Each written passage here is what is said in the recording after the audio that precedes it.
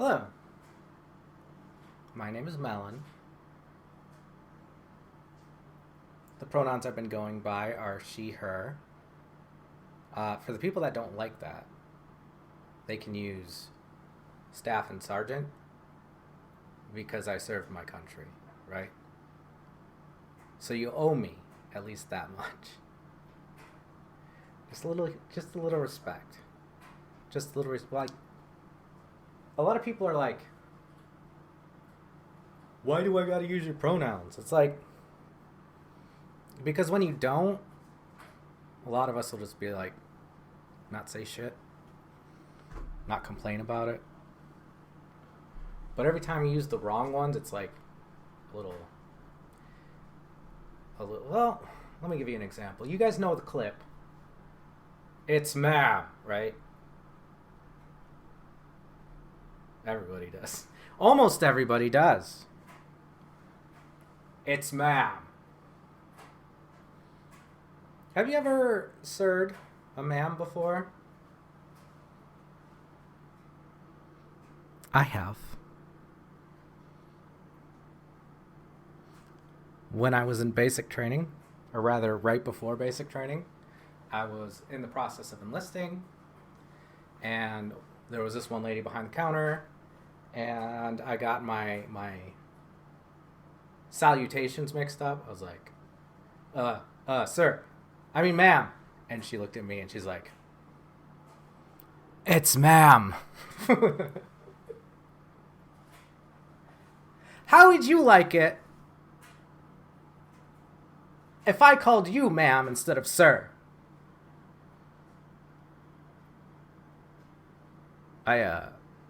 I don't think I'd mind that. That's what I said. That's what I said then. Because it feels more I don't know why it is. Fuck, I don't know why. Biology is messy. We know this. We know it is. It doesn't cut into even things, just averages.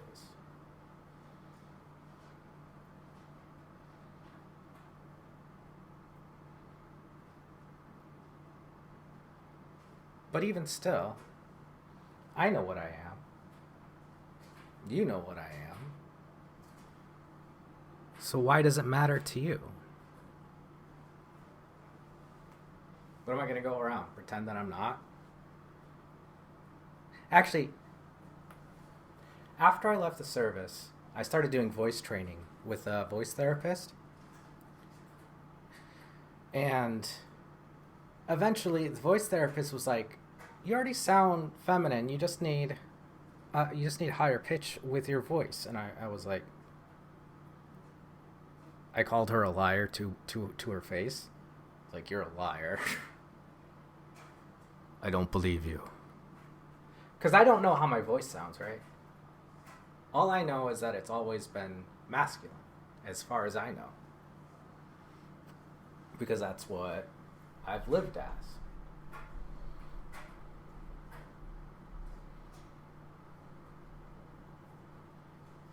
You know,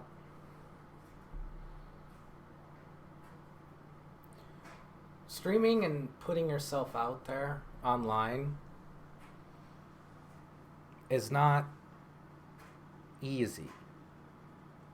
It's dangerous. And it's dangerous because of people that will collect images and streams like this, and they'll cut it up and show it out of context on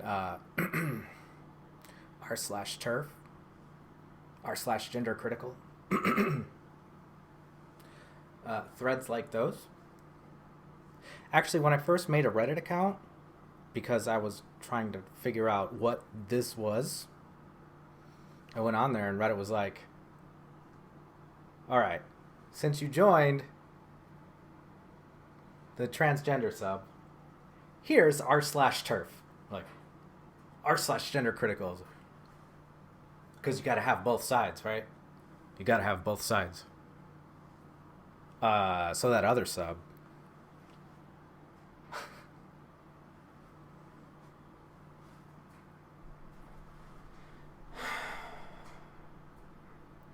The other side of the argument is that I should not exist. That is their whole argument.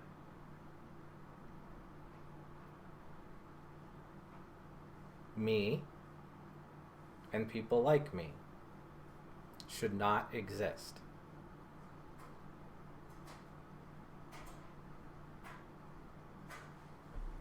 I don't know what you think that sounds like, but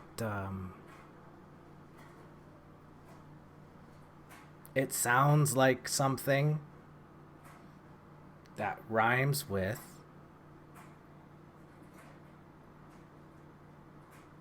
Nazi. Right?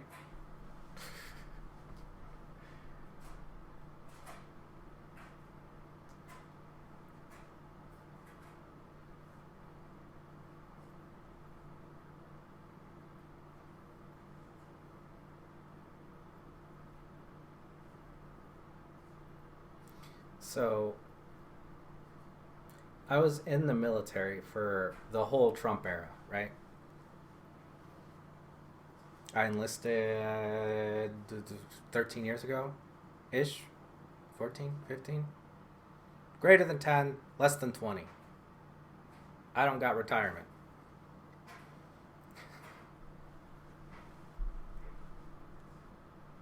I have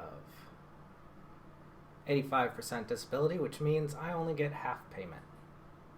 Not because of being trans, because of everything else attached to it. Depression, anxiety. I have something called ankylosing spondylitis. It's a form of arthritis that has a link to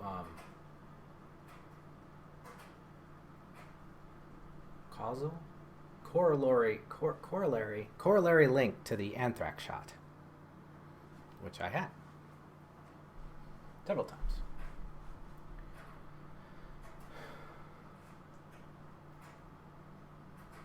So I'm in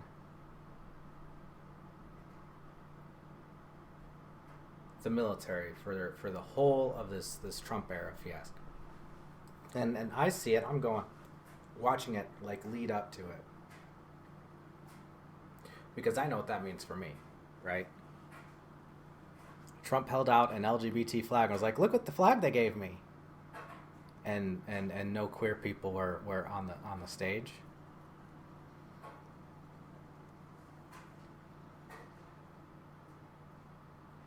Yeah. I wonder why that is. I wonder why that is.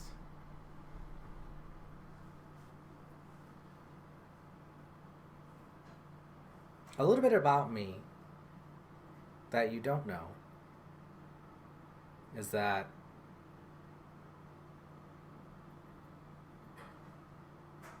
I do still have white cis male privilege.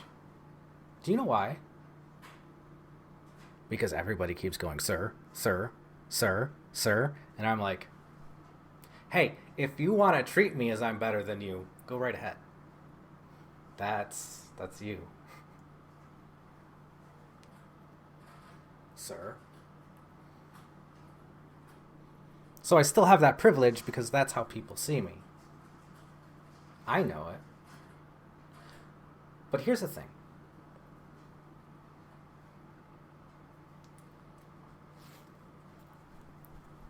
Let's see if my tan is still here. Yeah, there it is. It's winter now, so I've been indoors for a bit. So it's starting to fade. Oh. When I go in the summer, people don't recognize me. And then, when it becomes winter, they look at me and be like, where's that hardworking Mexican you replaced? I'd be like, I don't know how you managed to do that, but that was a double insult in one go. As far as I know, I have no Mexican ancestry. I have a lot of ancestors, okay? My genealogy is like Native American, German, Jewish, Polish. Basically everything except for Africa. Any races in Africa. I'm something different. So people have always treated me in a strange way. That doesn't include a lot of other stuff I went through. Like, let me give you an example. In school, in high school, for the longest time, right after summer break, we come in and walking around, and people would just look at me and be like, "Oh, wow, you're so exotic. Where did you come from?" And then I'd be like, "Michigan?"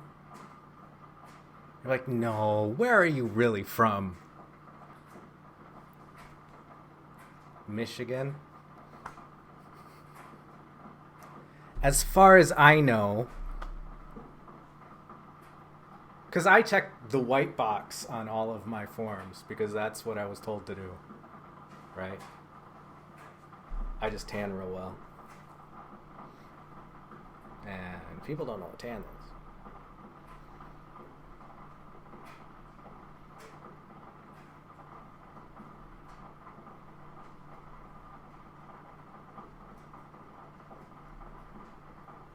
Did you know Michigan is the poorest, least amount of money in the entire United States, except for Ann Arbor.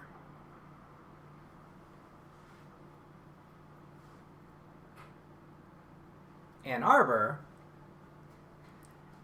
is one of the most expensive in the entire country. Wrap your mind around that for a little bit. See, there's this thing in California. They put these laws against to preserve old housing, to preserve historical buildings and whatnot. And what that means is you can't build anything that doesn't match what's going on, and in a lot of cases, you can't build anything at all. What's going on here? Missed the spot.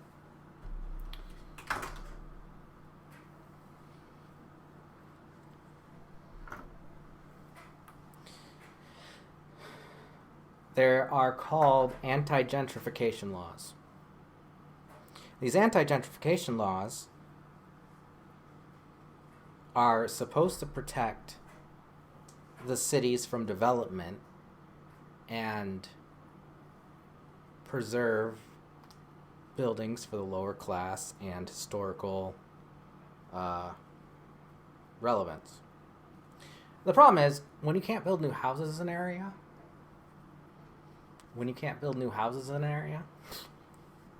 I'm still learning. It's been a minute since I had long hair, okay? Approximately a decade and some change. So, I try again.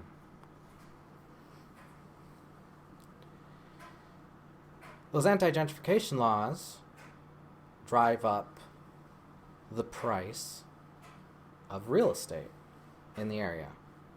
So a lot of people are committed to keeping that. And that causes disparity. There's people in California that can't even afford rent. And they can't even afford to leave the state.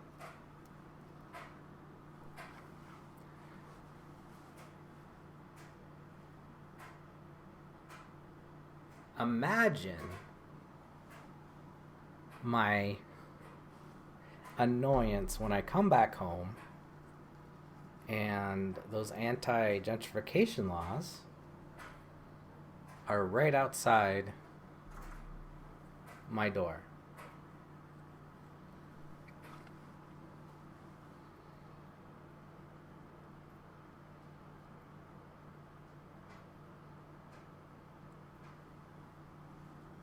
Yeah.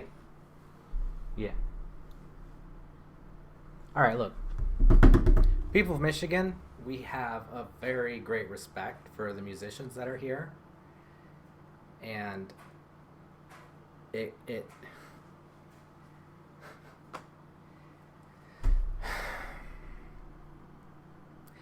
it sucks to grow up to having had grown up at the end of the punk rock, grunge, nu metal era, where they were preaching about this kind of stuff in their music, and then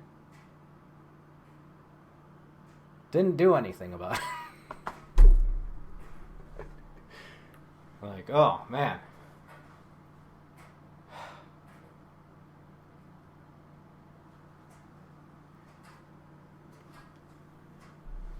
So much for social justice.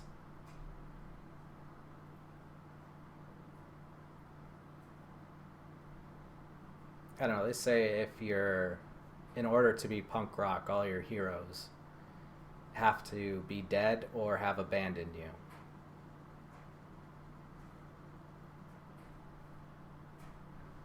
Maybe I'm the last.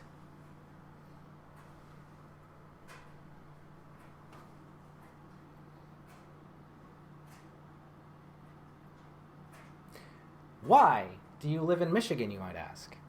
Michigan's where I grew up. I am trailer trash.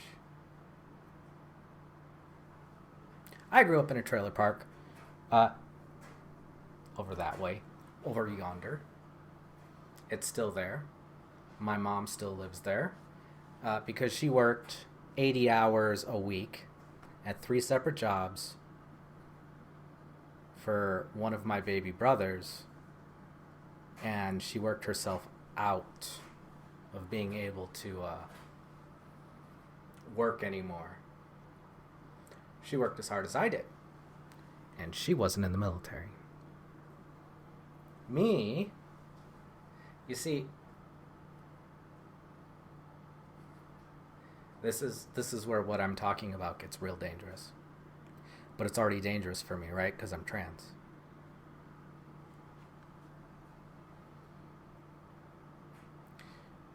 They say, you know, my birthday is on Thanksgiving. And my grandma always hosts house parties. Except the last time I went to a house party, the other guests were like, "Why'd you bring politics to the table?" That's me. Politics. People don't like to talk about 3 things, right? Politics. That's me. Religion. It's not my fault that religion hates me. And sports. I can't win. I can't talk about my experiences. I can't talk about anything because it's super politicized.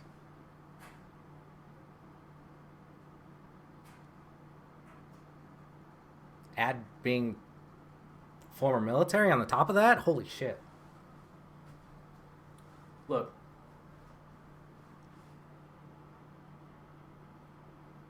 You know that the liberals don't really take kindly to military members. Look, I went to Seattle one time, And I'm used to just having my military ID and walking around and showing it and getting military discounts for it. I stopped doing that after I visited Seattle.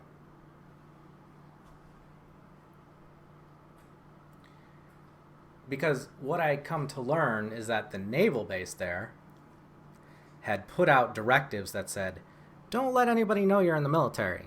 And instead of IDs, they handed out vouchers. Now, the vouchers you can get at any military base, but these ones were specific. You are not allowed to let anybody know you're military because it's dangerous there to be military.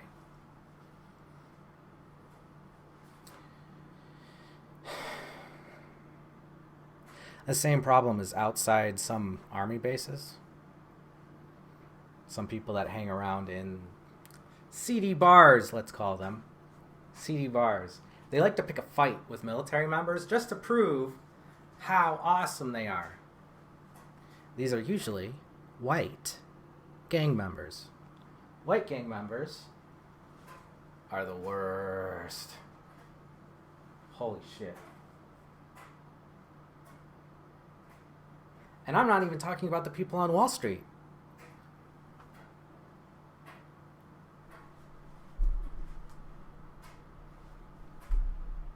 Like shit, at least if it's a different gang, like a racial gang, like a black gang or a Mexican gang or whatever, I know they hate me for my skin color.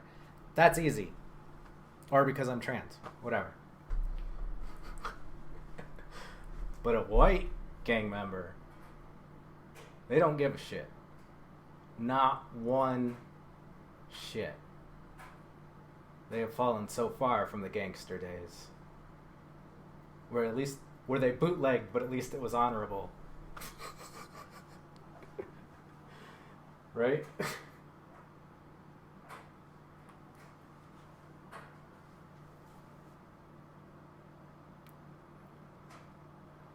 That's two.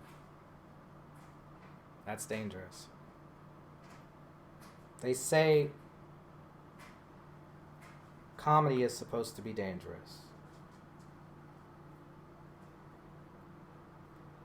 And I see a lot of people and comedians lately who are like, oh, I'm just edgy, I'm just dangerous, telling poop jokes and offending Christian moms. The Christian moms kind of stopped caring about that 20 years ago. Now they care about me.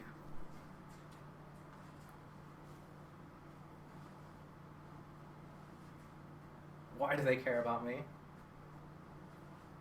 I don't know. No, I know. Because they think their Bible tells them to. We don't hate you, sweetie. We hate the sin. Bruh, what sin? Which of the 10 Commandments says, don't be trans? They say God doesn't make mistakes, right? Right? Did he make one? Is that me? Or did God make me too?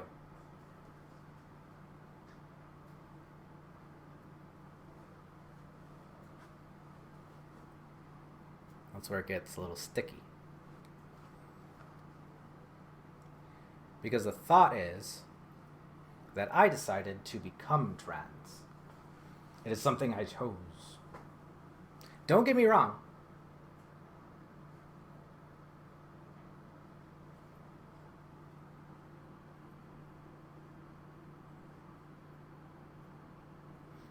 My stance on children is that you should just let kids be kids.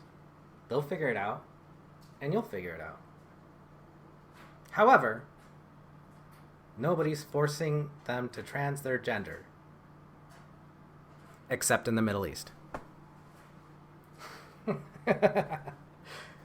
everybody's like, what?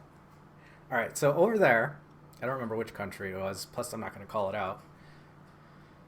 Over there, it is illegal to be homosexual. But it is not illegal to be transgender. So they assumed that the cure that they found was, oh, all gay people are just trans. So they give you two options. If you want to be gay, trans or gender, or we'll kill you. Yeah.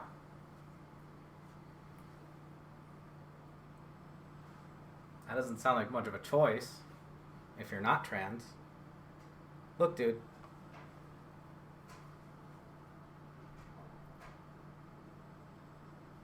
I don't know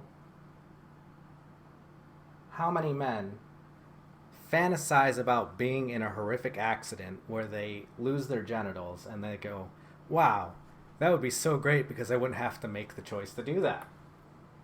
But that's the way it goes. Most men want to be men, right? I have that masculine energy, I know.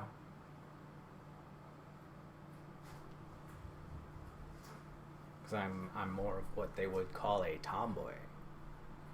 Imagine being trans and then being named Thomas. Being a trans woman and then be named Thomas. And then hearing the term tomboy wherever you go and being like, 2 out of 3, damn it. Yeah. Right?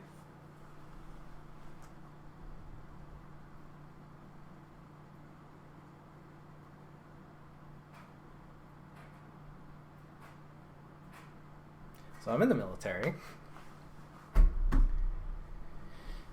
All right, my backstory. I'm in the military. My job, I was an electrician. Sort of. An electrician, mechanic, for aircraft. I'll leave it at aircraft for now. The airframe that I worked on, particularly, was the second hardest to work on in the fleet. What that means, the last one, the hardest one, it's only harder because it's much bigger. The one that I had, it was already big. It was big enough. And that sounds strange until you know that no other aircraft in the fleet is that complicated to repair. So they don't have enough maintainers for those airframes. And they don't want to let go of their people. I know this. Because after I was deployed a couple times, I decided I am going somewhere else. I don't care how. So, luckily, I found a special job listing for web development to develop training material for the other mechanics. Great. I got to program. This is where it gets tricky. This is where it starts to get frustrating for me. Because I can't tell the difference between whether or not I was getting ridiculed for my behavior or for something else. If you don't know, we are very visible before we transition. Very visible. Very visible.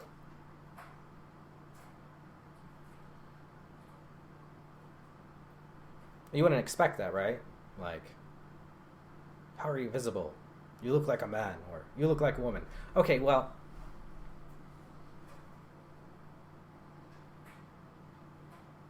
today's youth aside, That wasn't always the case. And it won't be the case in the next generation when the current fads die down.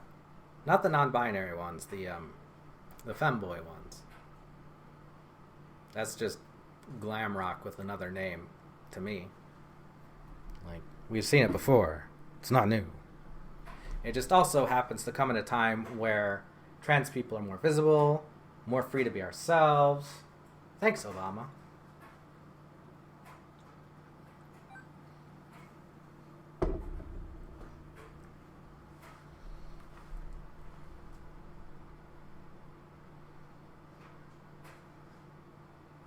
I'm having a hard time getting to where I need to go in this story.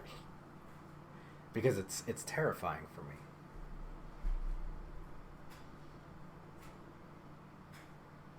Let me give you an example.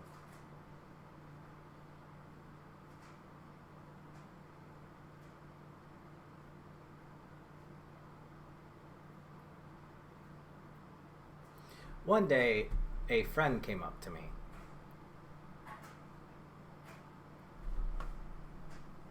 He didn't tell me why he said this. He just said this. Did you know that a fag is just a cigarette butt?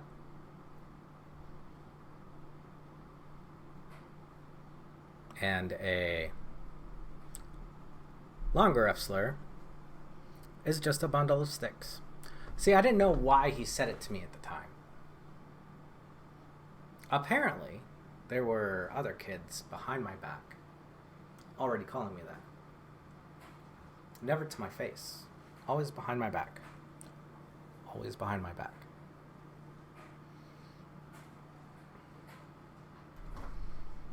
They're like, oh, if you got bullies, why don't you just stand up to them? Why don't you just fight them? Well, it's hard to fight something you can't see, one. And two, I have fought them. I fought them so much, but they just kept coming. It didn't even end there. But it's getting better now, so, you know. Even still.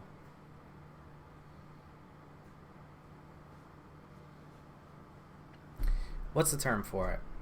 F-slur gaze. The F-slur gaze. When I was working at my first job, F-slur gaze. There are a few queer people that I worked with. 3 of them. One was a raging dyke. You know what I'm talking about when I say raging dyke. She looked like G.I. Jane, okay? And she would always brag about how she pulled more phone numbers than the guys here.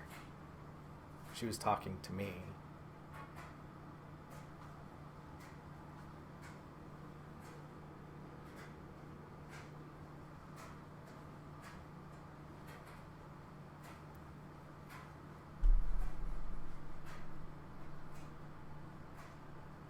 Because she thought I was another girl. And then when she found out, poof, she disappeared. Never to be seen again. Actually, it was probably because she kept on hitting on people in the drive-thru, but whatever. There's 2 more. One of them met the stereotype that you would consider gay. Very flamboyant. Very eccentric. Very out there. Exactly what you would expect a gay person to look. But that's the problem, is that that's not how a gay person typically looks. The other one said to me 2 things. First one was, "Are you gay?" I have no sexual attraction to men, no. And the second one was, "I hate those F-slur gays." talking about the other gay man. Most gay men look like men. They act like men.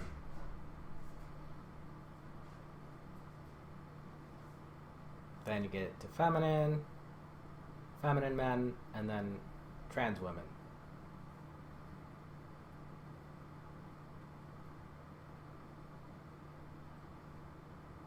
I know, it's a lot to take in.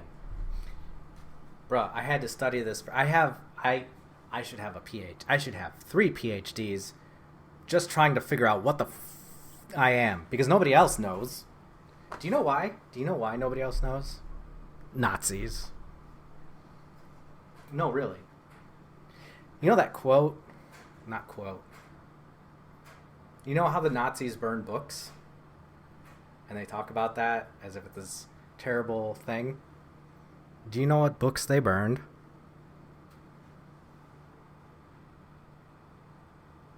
Queer ones.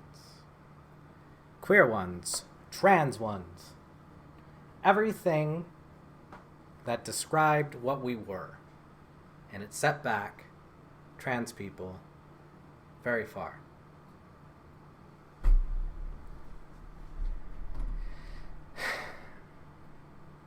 Trans people and gay people and queer people in general were in the camps with the Jews.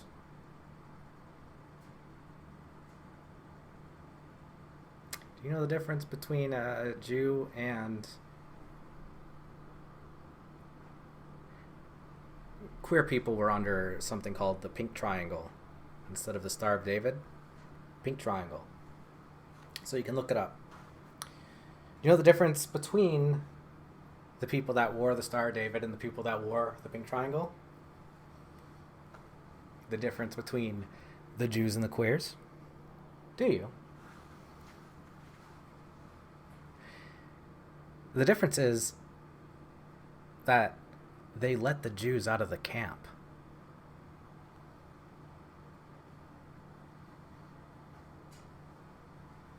That's something they don't teach you about history, you know?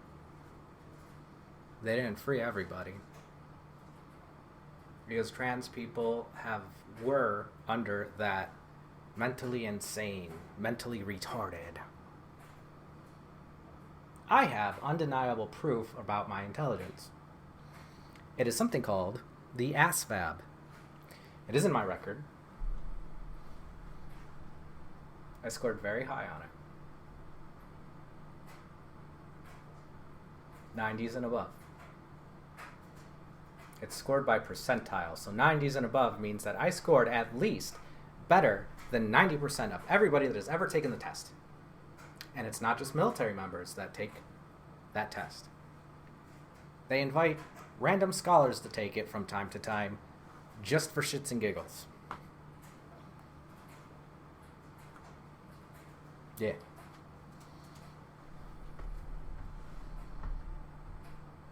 Hey, Georgia. What you up to, buddy? Can I do something for you? Come here. Come here. Come. Say hi. Say hi. This is Georgia. I got 2 cats. This is one of them. Hey, Georgia. Hey, Georgia. There you go.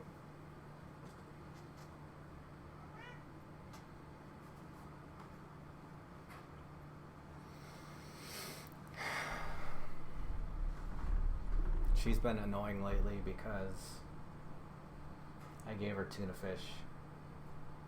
And now she wants more. I read this article one time about how cats can get addicted to tuna fish, and I was like,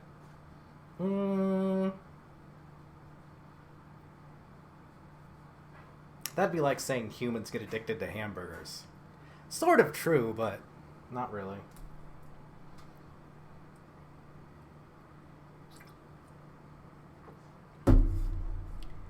So I'm in the military.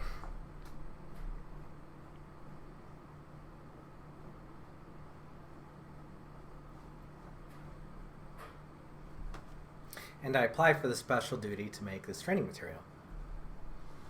And it gets declined by my then leadership.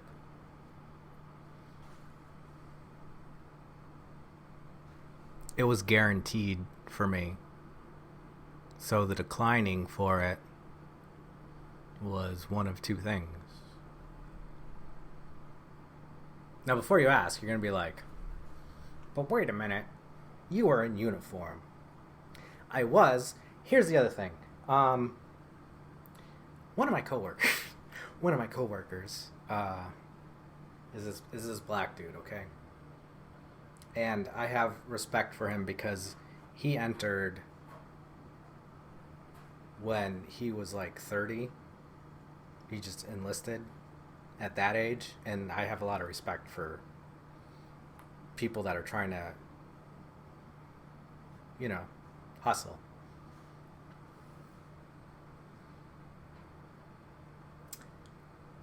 This guy, no shit, one day he says to me, I almost said that wrong. You can hide your gayness, but I can't hide my blackness. And I'm like, wait a minute. I don't like men that way. I just so you know, I don't want to go out with you. If you're you. No thanks, bro. No thanks.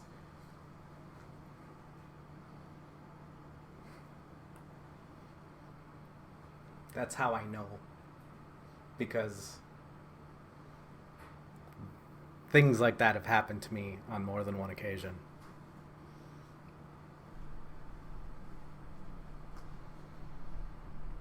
So at this point, I don't know which one it is. I don't know why I was discouraged from going. At one point, one person says, we don't want to be flinging our boogers into other people's sections. Bruh, what did I do? I'll tell you what I did, but that's for the end. Work-wise, though, I was very good.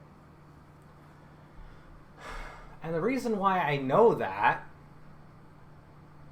is because the next thing that was told to me was, we are undermanned, and we need you and your expertise here. I was like,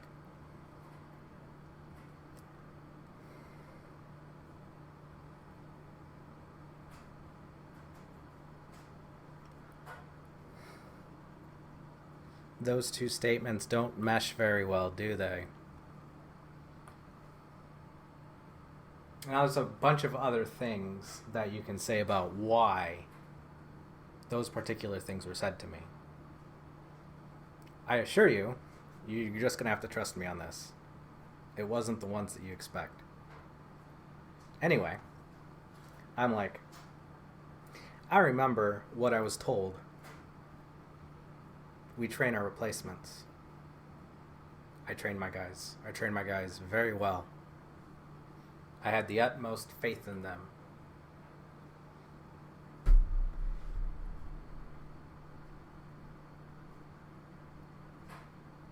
There's only one problem they couldn't solve. This is having this light issue on this plane. And there's like a broken wire that went to the light bulb. And like nobody could figure out what it was. I think somebody did and wrote it up in the forums, and they just kind of like signed it off and got rid of it. Just because. So it didn't look bad.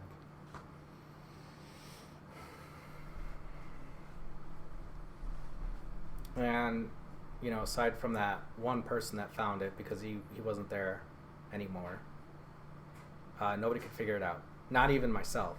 I had some downtime because I was doing a task for the commander at the time.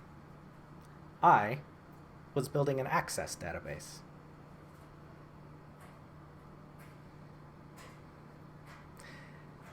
That's a long story. It's going to need its own video. Because that's when I found out that people still didn't understand technology. So, after I finish that, I come back nice and refreshed. And I look at it and go, oh, is this the problem? And I check the wire. And it was the problem. Well, it wasn't the wire. Rather, the thing that held the light bulb, the wire that connected to it, that housing thing was loose. So it kept flickering, going off and on. And they asked me, they're like, how'd you figure it out? Did you, like, know where to look, or is this just the last thing that needed to be replaced? And I was like, yeah, it's just the last thing. They did everything else. I did everything else. The only reason why I figured it out was because I had a break. I don't know if you know this, but military members work 12 to 16 hours, even in times they shouldn't. And I got really used to that schedule. It was bored into me. The actual thing they'll say is 10 to 12 hours. It's never 10 to 12 hours. Yeah, buddy? Yeah, you remember that time, don't you? You want some great cheese? There you go.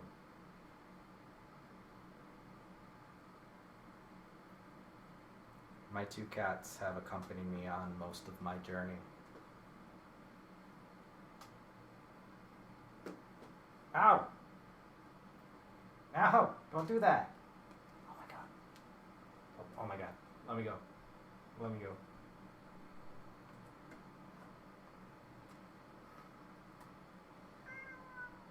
You're the one biting me.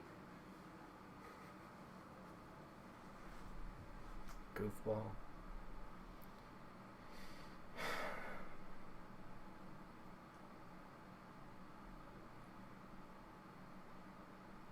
So I know that my guys are very well trained and well equipped to do their jobs. So I'm like, fuck it, I'm going. I am not staying here anymore. I am burned out. I have not had a break in a very long time. And the last break I had was building a database, which wasn't even my job.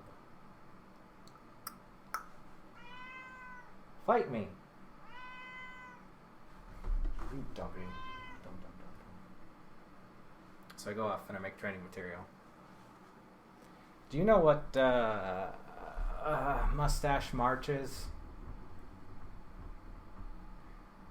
Every March, service members are like, we're just going to grow our mustaches out. The problem is, this is the regulation for mustaches. It can't go past these lips. So whenever I grow out a mustache, I always got the same insult.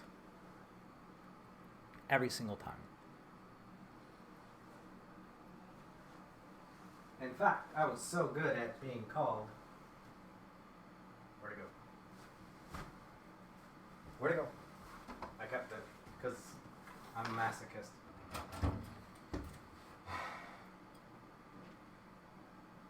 Where did it go? It has left. I have lost it. Word up. I was so good at being insulted about having a mustache, I won an award for it one year.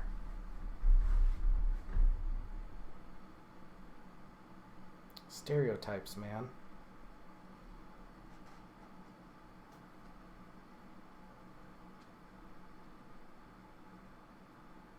If it weren't for those regulations, I used to grow a majestic goatee. Majestic. But I really hate facial hair. Like, hate it. I got stories I can tell you about facial hair, but I won't. Not yet, because I'm running out of time. I have wasted a lot of time as it is.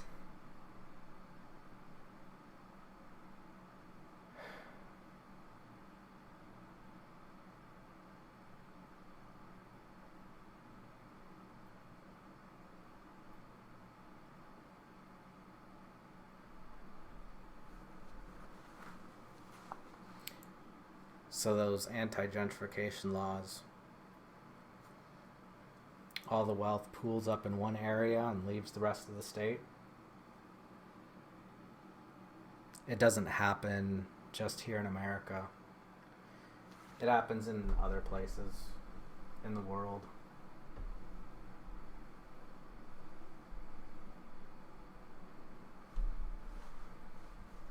I'm sure you can name a few.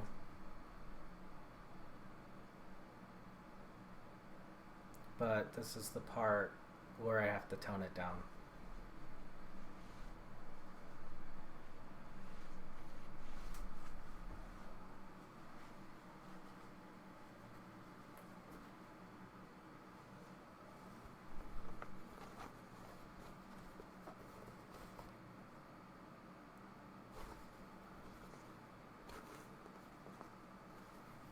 This hat I wore through 2 deployments. It's still got the sand from a lot of sandstorms embedded in it. You can tell because it's off color. It doesn't look like that on camera. But if you were to put it next to a brand new one, you'd see.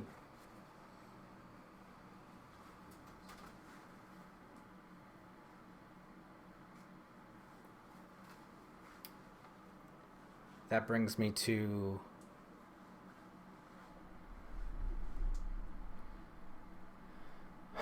one of the most dangerous things that I can say and broadcast it. There are two. First one is my story about Catter, my trip to Catter.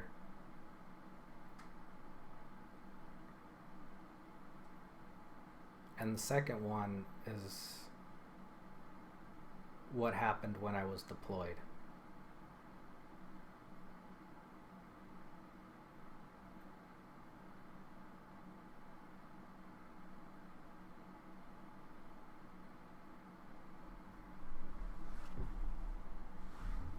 See, I talk about Ann Arbor and California and the anti-gentrification laws because I've been to Qatar, one of those three. They changed it every time they said it.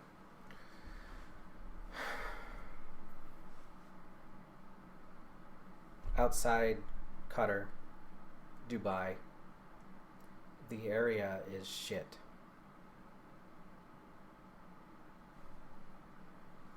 Even though they're two of the most wealthiest places, the two most wealthiest places on the planet Earth.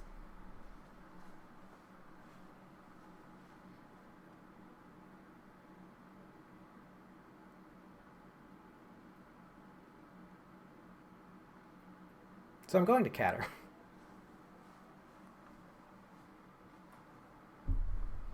We go to Qatar, and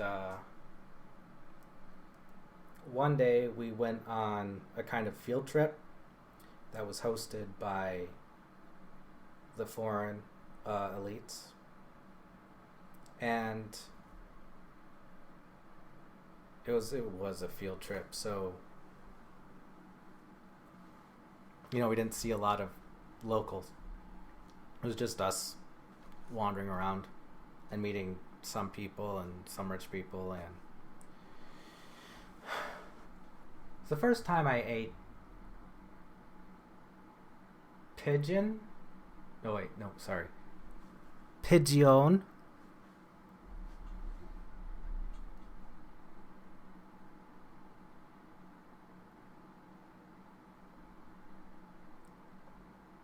The other things that we saw there was three things that are important. One, we're wandering around, and we happen to pass this classic of Kit. And for some reason, they randomly they all start singing "Let It Go" from Frozen. Yeah, it's an earworm over there too. It's an earworm everywhere, every country. We share the Disney earworms. They only sang that one song and they took off. Which means they sang that song for us. The next thing I see was a bondage shop, which is kind of weird considering. This bondage shop, this big teddy bear in the window, like this big, like a big teddy bear, like all bondaged gear up. It's like this strange thing. I took a picture. I lost the picture, but I took a picture of it because it was so weird. I didn't even if it was a store, it was closed. I don't think it was a store. I think it was a message. But it could have been a store. I don't know. And then we go to the end of our field trip. And they leave us in this alleyway between a Ferrari dealership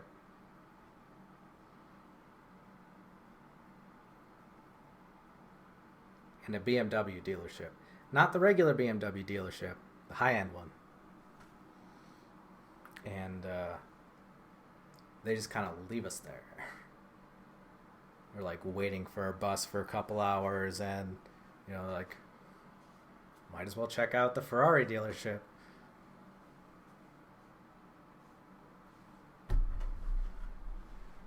And a man, just to put on a show, goes out there, goes inside, gets the key for Ferrari, and drives off. Put on that show. That masculine show. This is what I earned. Yeah?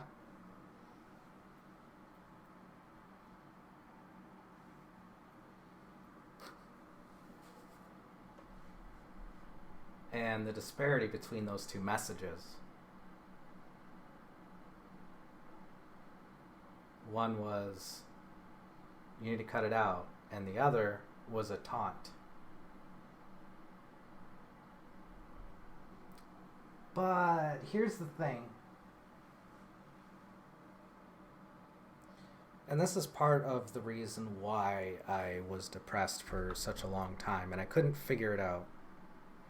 I couldn't figure out why. It's because I felt guilty, and I needed to admit it.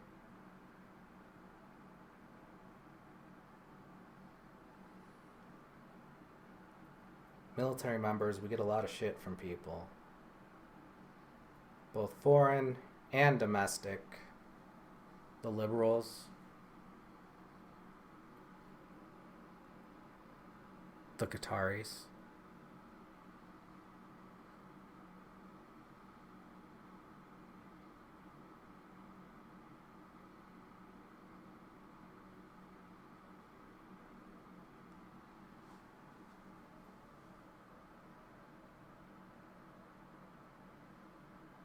You can't blame the individual cogs in the machine when you're standing next to the off switch. People back home. I have my reasons for joining the military. One of them is the idea that we do it so others don't have to. And the second one was to make sure no abuse happened under my watch. Because it was happening. So I joined. And it wasn't happening no more. Or at least I didn't see it. Not where I was. And yet, nobody turned the machine off.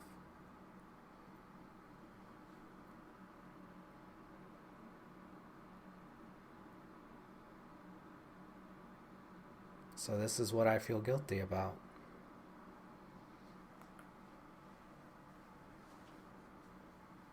Not that.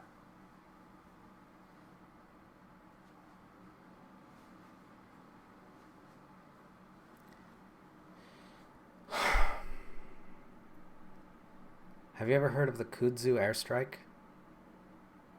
The Kudzu Hospital airstrike.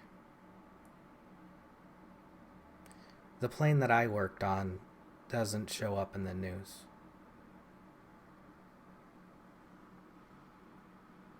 In the Kudzu airstrike, they blamed an AC-135. But an AC-135 doesn't drop bombs. And that's why what I'm saying right now is so dangerous.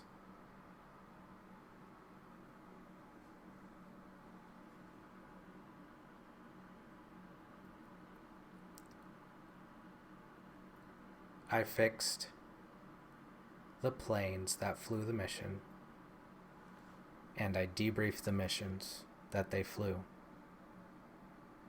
From my perspective, Al-Qaeda had holed up in a hospital,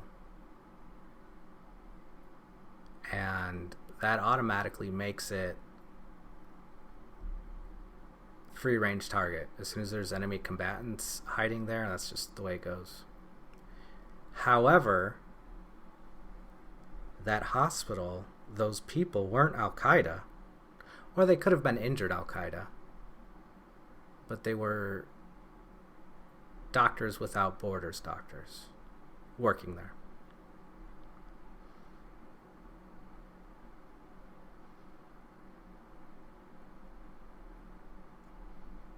And that's what happens.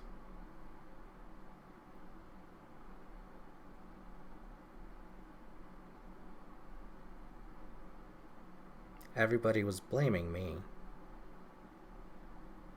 but nobody turned off the machine.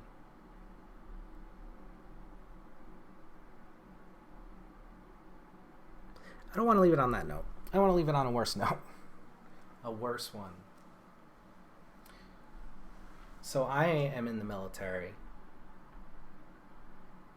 during that whole Trump fiasco, and we see it. We see it leading up to Trump, and we see it, him voting it in. Because all of the stations on base were locked to whatever station Trump was on. Fox News, all the time. Sometimes they had CNN running, but it was muted. So I heard every single thing he said, everything he did. Obama was like, yeah, trans people in the military, go. I did not know exactly what I was at that time. I will give you that. And then Trump was like, fuck these trans people. Like,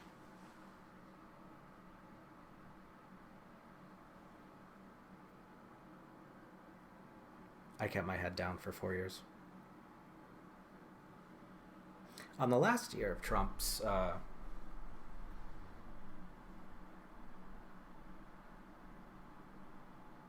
presidency, his first term,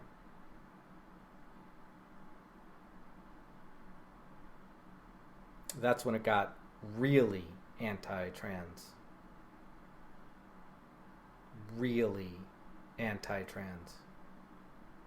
It was so bad that before I even came out, because I was in the process of figuring myself out, it took me 2 years just to come to terms with being trans, and then accepting that, and then pursuing anything to make me not feel like shit all the time.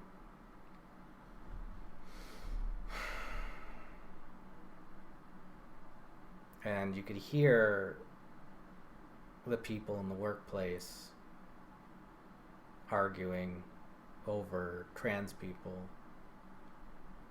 and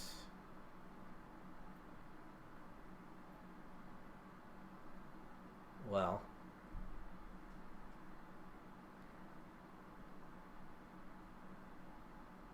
I couldn't stay in the military anymore because I knew that I could not do my job. I had to leave. So after I go to the gender clinic in Texas, the military gender clinic is in Texas.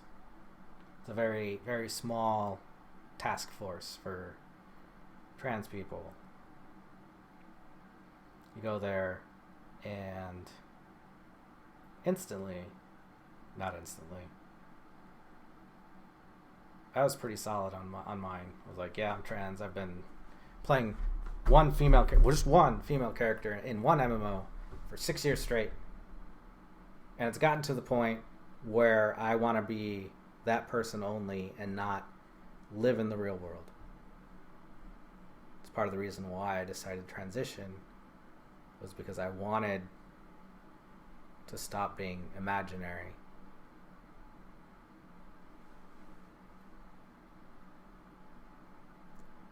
And after that, I'm on my way out. And I'm trying to convince my commander to let me start taking HRT because I'm on my way out, so what does it matter? And he adamantly was like, no, no, no, no. Granted, there's a reason why he gets to decide that. Because for operational reasons, like if I deploy and in the middle of transition, it could fuck a lot of things up. But I'm already headed out the military. I've got no stake anywhere. No. I had a couple of meetings with him. The second one, I don't know what I said to him.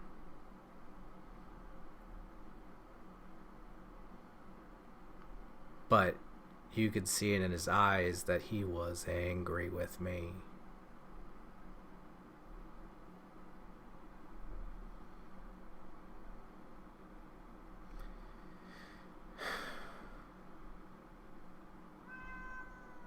Look, before I left the military, they offered me my dream job. They found out that there was more people like me that could do software development and weren't doing software development in the military. So they created a whole section just for people like that. And they wanted me to help stand it up. And I wanted that job so badly.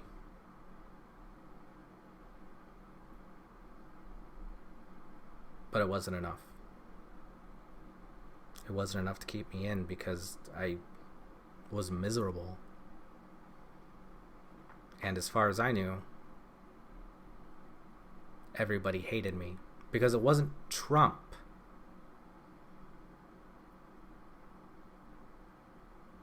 that directed that hate. It was everybody that voted for him. For me, half the country hated me. And I wasn't even the president.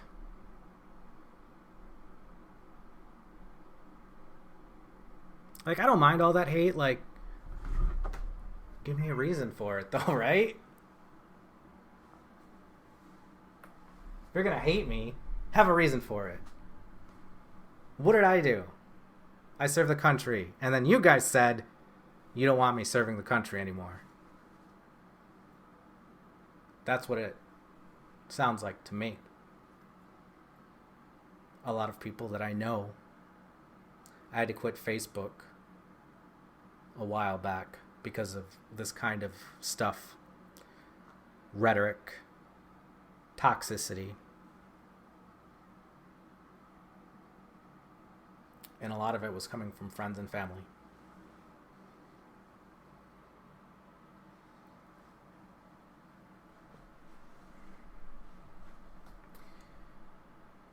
Nobody wants to be trans.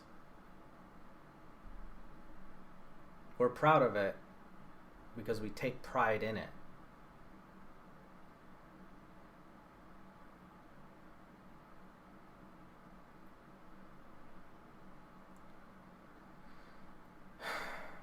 So, I'm going to end this with a poem.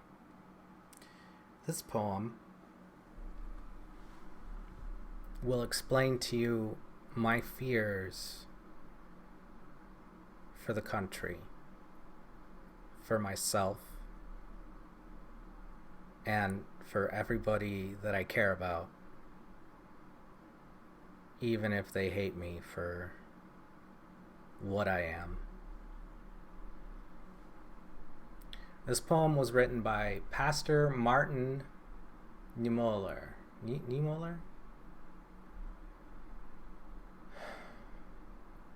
It's on the Holocaust Memorial Day Trust website, right on the front page.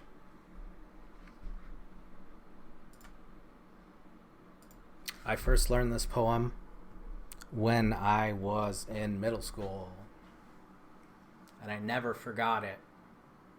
Not once. Not once.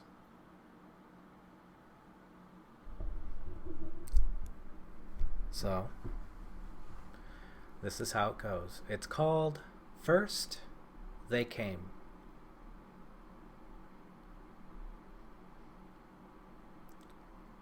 First, they came for the communists. And I did not speak out because I was not a communist.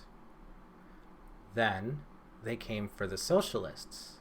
And I did not speak out because I was not a socialist. Then they came for the trade unionists, and I did not speak out because I was not a trade unionist.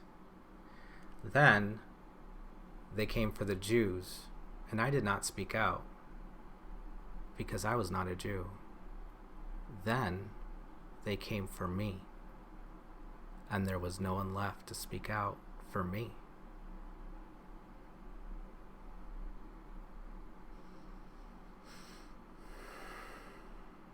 Look,